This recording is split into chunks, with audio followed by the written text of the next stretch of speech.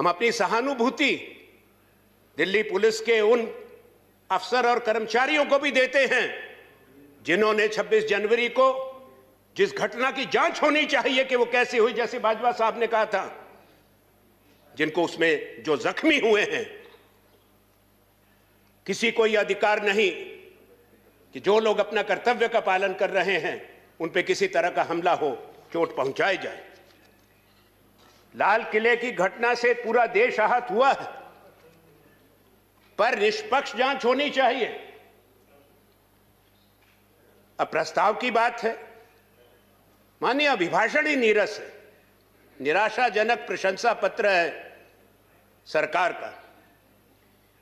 इसमें सरकार के विवादित कानून, फार्म लॉज, कृषि कानून का अनावश्यक उल्लेख दुर्भाग्यपूर्ण है। हम जानते हैं कि राष्ट्रपति जी वही पढ़ते हैं जो सरकार देती है। एक तरफ संघर्ष चल रहा है, आंदोलन चल रहा है, और अभिभाषण में उसकी तारीफ हो रही है। इससे बढ़ के दुख की बात नहीं हो सकती।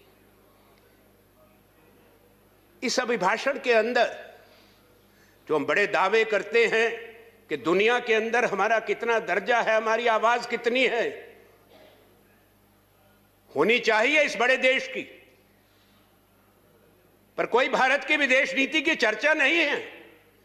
आप वैश्विक नेता हैं, राष्ट्रपति के अभिभाषण में पड़ोस तक का जिक्र नहीं है, जहां हम अलग थलग पड़ गए हैं।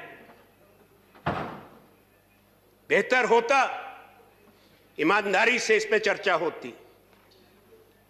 कोई चर्चा नहीं। महामारी की उपलब्धि तो बता दी,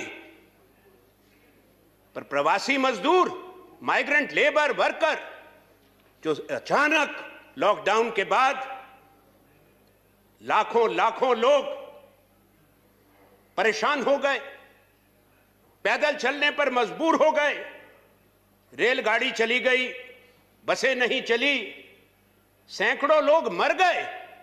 वो हृदय विदारक दृश्य जहां एक अपनी मरी हुई माता का एक छोटा बच्चा कंबल उतारता है रेलवे स्टेशन पे, गाड़ियां कहां की कहां चली गई, कोई जिक्र नहीं उनके बारे में। यह संवेदनहीनता की बात है और मैं इसकी निंदा भी करता हूं। कहना चाहिए था कि हमको दर्द है, हमको तकलीफ। मैं आरोप नहीं लगा रहा, क्योंकि अचानक आई महामारी, दुनिया का कोई देश तैयार नहीं था।